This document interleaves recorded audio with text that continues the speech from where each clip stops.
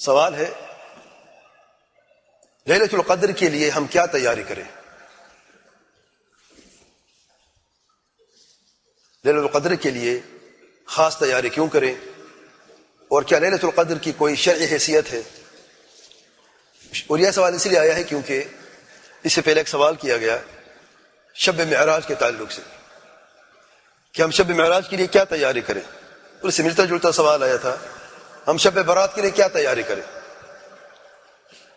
تو کیونکہ ان دونوں راتوں کی کوئی شرعی حیثیت نہیں ہے، خاص تیاری بھی نہیں ہے، شب معراج یہ وہ رات جس میں اللہ تعالیٰ کے پیارے پیغمبر صلی اللہ علیہ وسلم کو آسمانوں کے سیر کرائی گئی، معراج کا واقعہ ہوا۔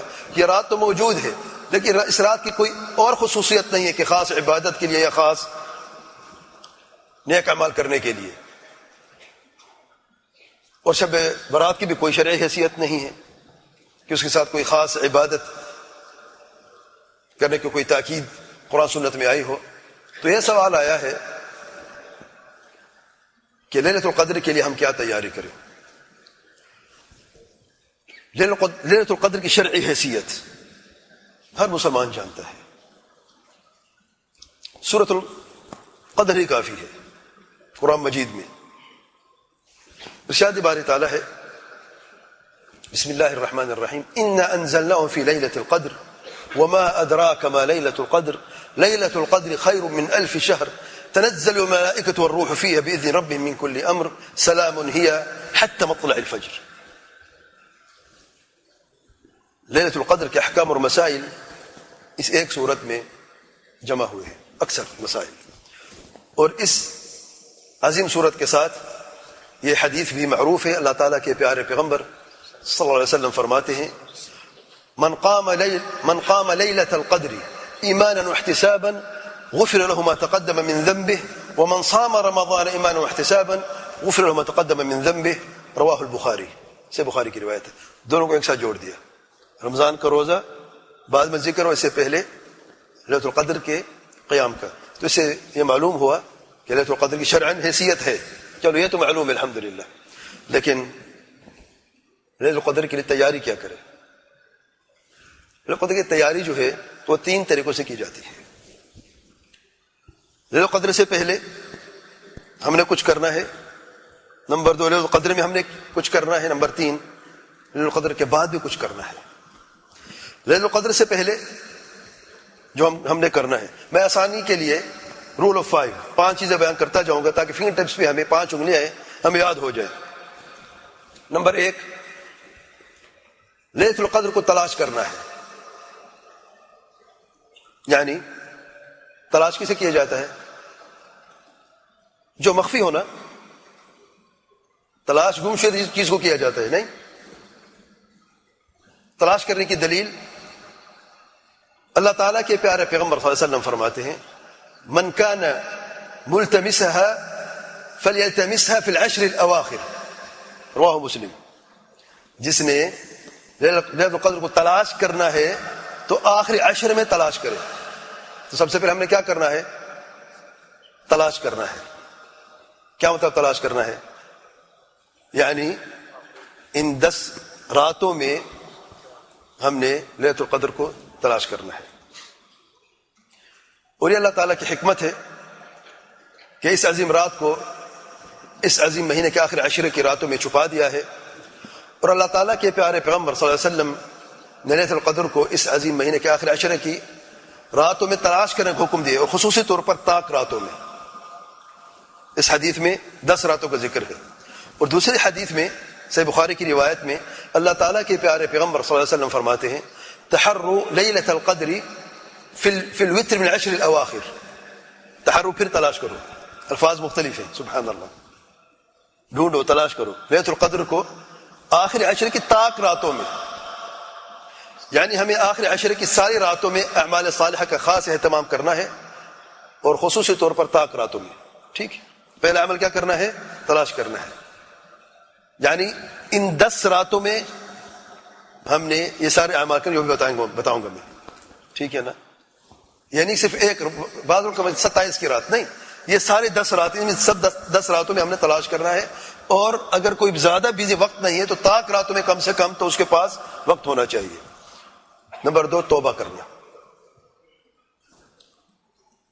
لیلۃ القدر کی تیاری لیلۃ القدر سے پہلے توبہ کرنا ہے، ہر نافرمانی سے اور سارے محرمات سے عمومی طور پر، اور شرک بدعات سے خصوصی طور پر توبہ کرنا ہے۔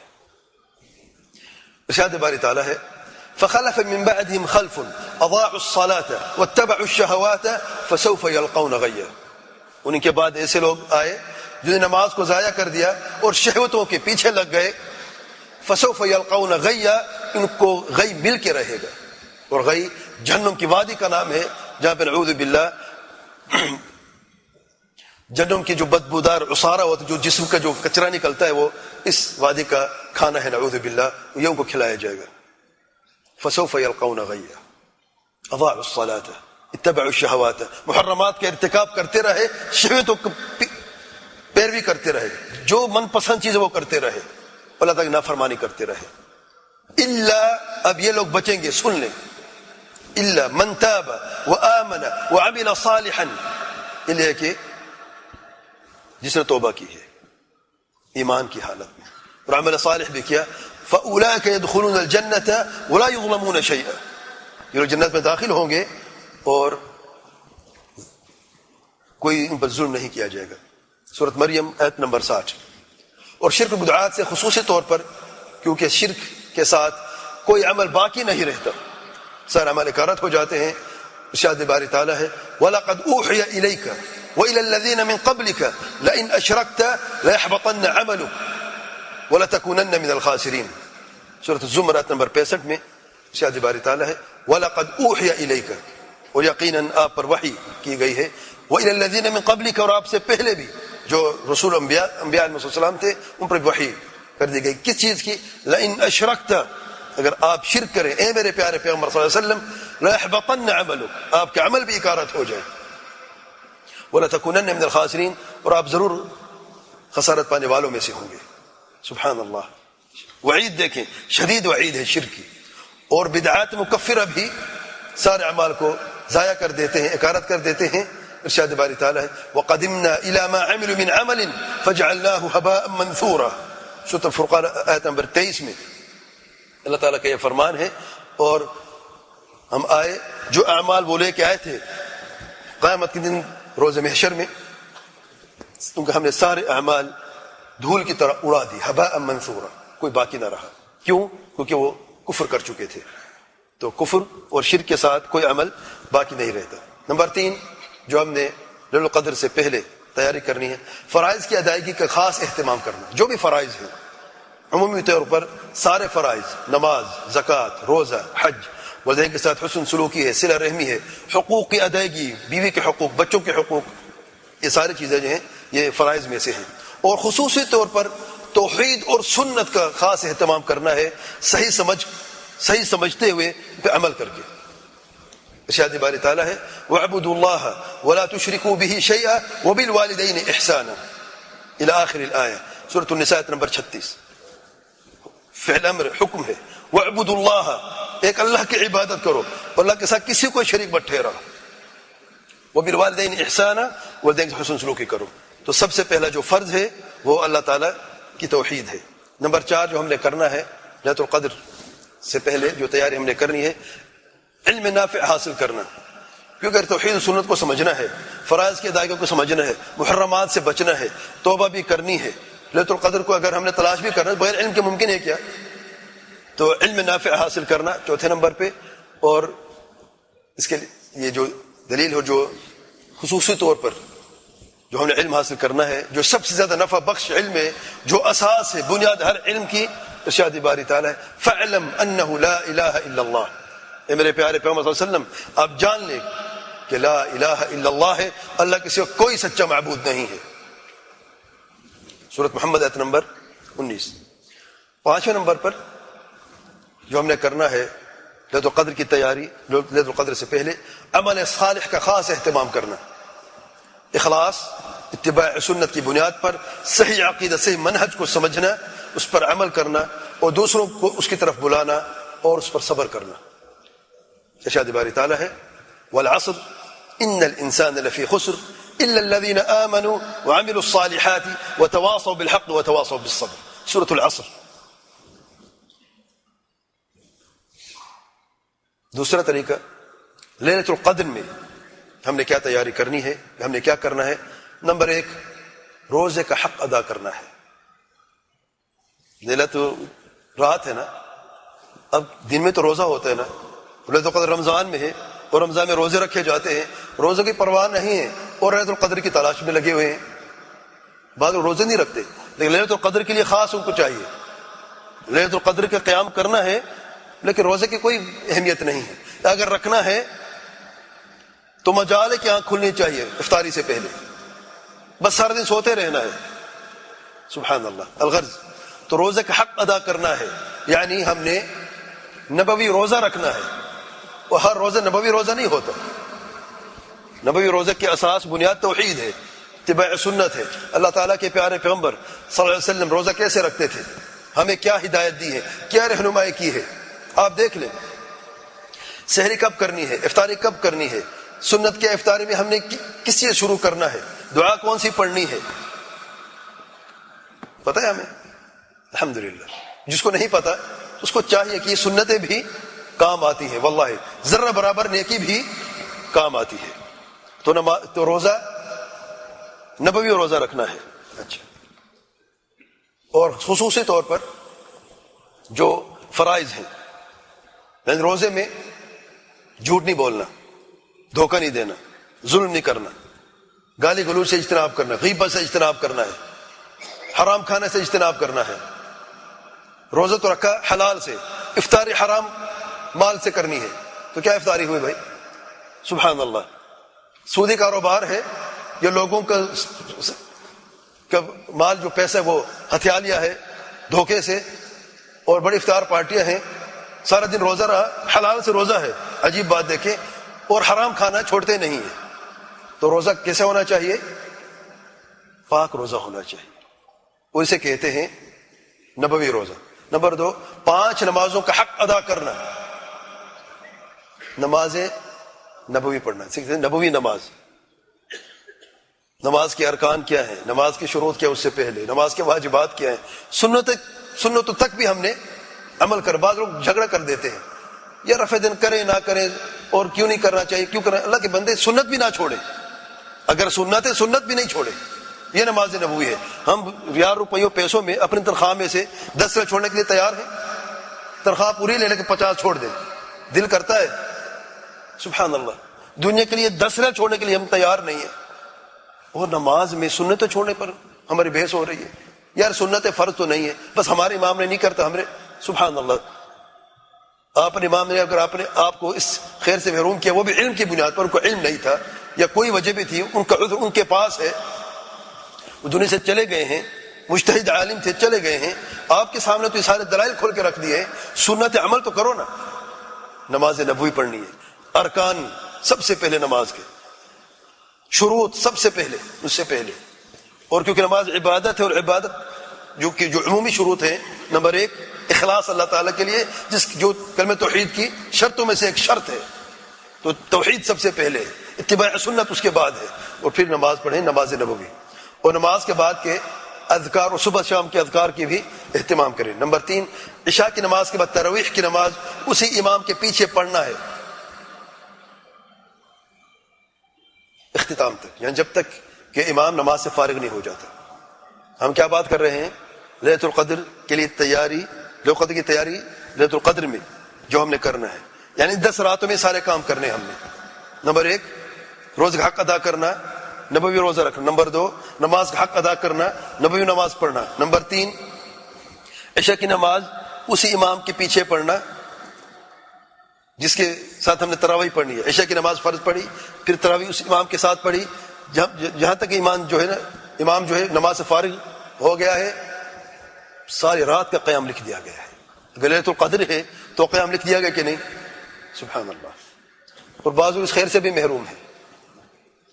2 رکعت اس مسجد میں پڑھی, اس کے بعد اچھی نہیں لگی, 4 اس مسجد میں پڑھی. یہ کیا ہے؟ بعض لوگ پڑھتے تو ہیں نماز وطر کہتے گھر میں پڑھتے، قیام گھر میں پورا کریں گے جا کے، 8 امام کے ساتھ پڑھ لی ہیں اور باقی 8 یا 4 یا 10 رکعت اور پڑھیں گے، اور پھر وطر میں نماز رات کے آخری پہر میں پڑھو گا، وہ قبولیت کا وقت ہوتا ہے۔ اللہ کے بندے بعد میں جا کے پڑھو، کسی نے آپ کو منع کیا ہے؟ وطر سب سے آخری نماز ہے رات کی، یہ مستحب ہے، اس کے بعد نماز پڑھنا جائز ہے، حرام نہیں ہے، پڑھ سکتے ہیں۔ اگر آپ نہیں پڑھنا چاہتے نوافل صلاۃ اللیل تو آپ ساری رات، آپ کے لیے ساری رات کا قیام لکھ دیا گیا ہے اس عمل سے۔ فرض کی نماز، عشاء کی نماز امام کے پیچھے پڑھی، تراویح بھی ساری پڑھ لی، وطر بھی اسی امام کے ساتھ پڑھ لیے، امام نماز سے فارغ ہو گیا، آپ کے نام اعمال میں ساری رات کا قیام لکھ دیا گیا ہے۔ اب آپ پڑھیں یا نہ پڑھیں، آپ کے قیام پورا لکھ دیا گیا ہے۔ اگر مزید پڑھنا چاہتے تو بہتر یہ ہے قرآن کی تلاوت کریں اور کثرت استغفار پڑھیں، استغفار کریں اور اللہ کا ذکر کریں، تسبیح ہے، تحمید ہے، تحلیل ہے، افضل ذکر لا الہ الا اللہ ہے، تکبیر ہے، اور دیگر جو درود پڑھ اللہ تعالیٰ کے پیارے پیغمبر صلی اللہ علیہ وسلم پر دیگر اعمال صالحہ کرنے ہیں۔ نمبر 4، کثرت سے دعائے مسرور پڑھنا ہے، اللہم انک عفو تحب العفو فاعف عنی۔ ام المؤمنین الصدیقہ بنت الصدیق سیدہ عائشہ رضی اللہ عنہا عرض کرتی ہیں کہ اللہ کے پیارے پیغمبر صلی اللہ علیہ وسلم، اگر میں نے لیلۃ القدر کو پا لیا تو کیا پڑھوں؟ تڑپ دیکھے علم کی، اتباع سنت دیکھے۔ اللہ تعالیٰ کے پیارے پیغمبر صلی اللہ علیہ وسلم فرماتے ہیں آپ یہ دعا پڑھیں، اللہم انک عفو تحب العفو فاعف عنی۔ اللہ تعالیٰ بے شک تو معاف کرنے والا ہے، معاف کرنا پسند فرماتا ہے، بس مجھے معاف کر دے۔ اللہ اکبر، کثرت سے یہ دعا پڑھنی ہے۔ واللہ اس دعا میں دنیا آخرت کی دونوں خیر جڑی ہوئی ہے، اس دعا سے دنیا آخرت کی خیر جڑی ہوئی ہے۔ جسے اللہ تعالیٰ معاف کر دے اس کو دنیا بھی سنور گئے، آخرت بھی سنور گئے اس کی، سبحان اللہ۔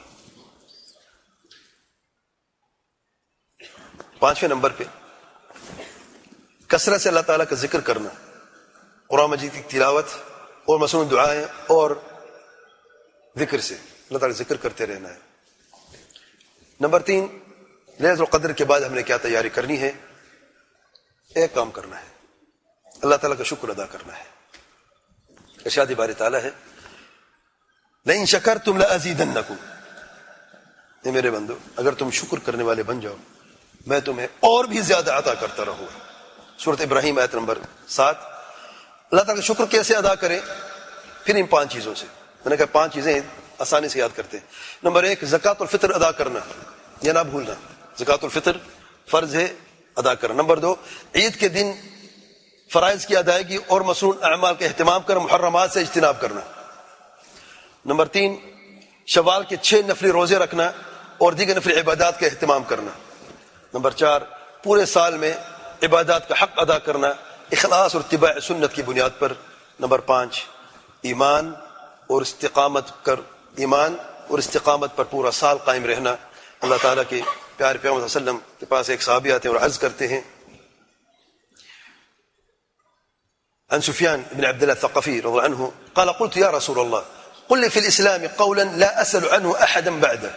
اللہ تعالیٰ کے پیارے پیغمبر صلی اللہ علیہ وسلم مجھے اسلام میں ایسی کچھ بات بتا دیں میں کسی اور سے نہ پوچھوں، ایک ہی بات میری دنیا آخرت کے لیے کامیابی کے لیے کافی ہو جائے، ایک بات بتا دے مجھے۔ قال، اللہ تعالیٰ کے پیارے پیغمبر صلی اللہ علیہ وسلم نے فرمایا قل آمنت باللہ ثم استقم، 2 لفظ ہیں بس، کہہ دو آمنت باللہ، ایمان ہے، ثم استقم، پھر استقامت ہے۔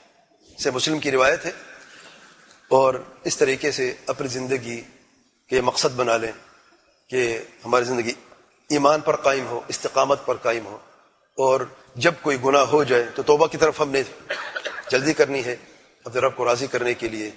ہم اگر عہد کر لیں تو اللہ تعالیٰ راضی بھی ہوگا، مغفرت بھی ہوگی، اور اللہ تعالیٰ معاف بھی کر دے گا۔ اور اس عظیم رات کا اجر و ثواب جو مترتب فرمایا ہے، خیر من 1000 شہر، 1000 مہینوں کے عبادت سے بھی بہتر ہے اس ایک رات کی عبادت۔ کب؟ جب اللہ تعالیٰ قبول فرمائے اور جب اللہ تعالیٰ راضی ہو جائے۔ واللہ اعلم، سبحانک اللہم و بحمدک، اشہد ان لا الہ الا انت، استغفرک و اتوب الیک۔